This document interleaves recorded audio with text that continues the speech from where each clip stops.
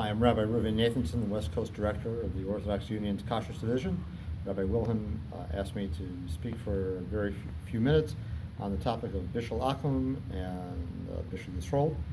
So we were discussing some of the items that come up on the consumer kashrus hotlines, and one of them is in the realm of Pas Yisrael. How do you make Pas Yisrael when you're on the road? So we get lots of questions regarding flour tortillas, especially I'm based in California. There's lots of Mexican food that's available.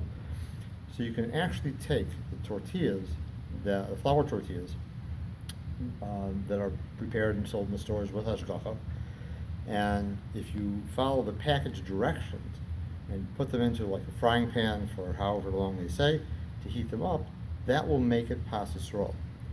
The catch on it is that the first time you have company Shabbos afternoon and you don't have enough food to serve, what do? I have tortillas in the refrigerator, take them out, roll them up. Then that blows apart the heter totally, because you're now showing that it's okay to eat the way it is and you don't have to heat it. But if you never do that, then, as a Rav I was speaking to about this said to me, no self-respecting Mexican would ever eat a tortilla out of the package. They would always heat it up. Therefore, if you follow the heating instructions and heat it up before using, that cooking enough makes enough of a change in it to call a Pas Yisrael. You also have in many stores now these take and bake breads, which are roughly 80% cooked, 80% baked, I'm sorry.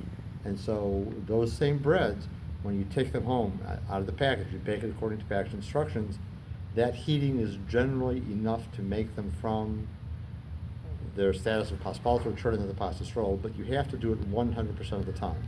The first time that you wind up doing it, using it straight out of the package, the heter is totally blown apart for you, because, like as I said before, you're now showing that it's not something that you have to do. That it's not.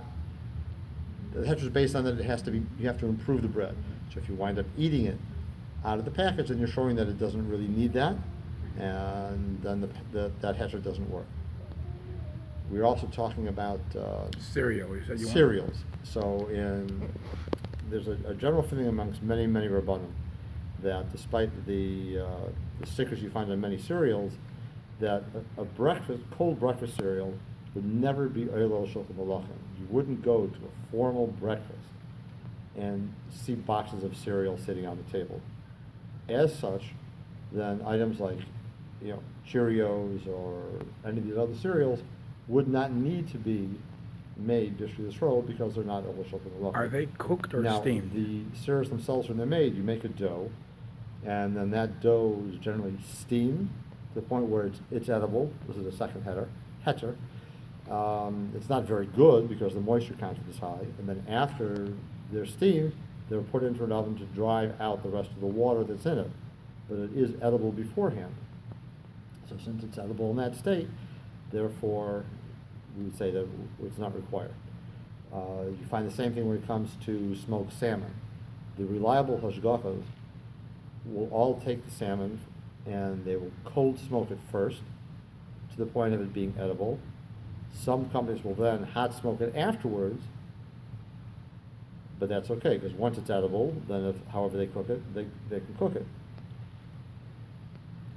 So why do some salmon say Bishul Yisrael on it? So some will mark Bishul Yisrael because it's a marketing thing. It's either you have, it could be, and if it's a Hamisha thing, maybe somebody went there and lit the fire for the hot smoke, but they didn't have to but you don't have to. Now it could be depending on the company, and each manufacturer is different. If it's hot smoked and smart Bishul Yisrael, they may just do direct hot smoke without the. But then a yid would have lit the fire for that oven. But the normal ones you see with a Chav K, with an OU, those are the two most popular you see in lots. The fish is all cold smoke first. So another question comes up: what about the coloring in foods? It's a little bit of a tangent issue. Right. So you could add enough of the colorant to the food to make a pink fish pinker. You can't add enough to make a white fish pink. So what is that? So many of the kashrut agencies will now say that you could buy salmon or rainbow trout, which is a pink flesh fish, without hashgacha, because we've never found a pink flesh fish that's not kosher. Okay, so let me just summarize one thing about the fish, because I happened to give a shir about this today. When the Shulchan Aruch says mu'ushon, smoking, is no shaila of Bishul Akum. That's only by cold smoke. Only by cold smoke. By hot smoke, that's questionable. By hot smoke, the general consensus amongst poskim is that hot smoke. You should be machmir. You have to be machmir because that's Close enough. close enough to bishul that everyone gets scared. Interesting thing, I spoke to some poskim recently about sushi. Yeah. So now that you're eating sushi and it's raw fish. But it's the nechal idea chak. They say that it's still that's not the norm. It's amongst the goyim. There's raw fish is the thing. So we asked, what's the story now? Does this change? Would it make it a lot easier? And he said, basically, nobody wants to stick their neck out far enough to say that because of sushi, that cooking fish is all changed, and now it's nefel moshu chai, and no one wants to take that leap of faith. Shikayach Rabbi Nathanson. Markia.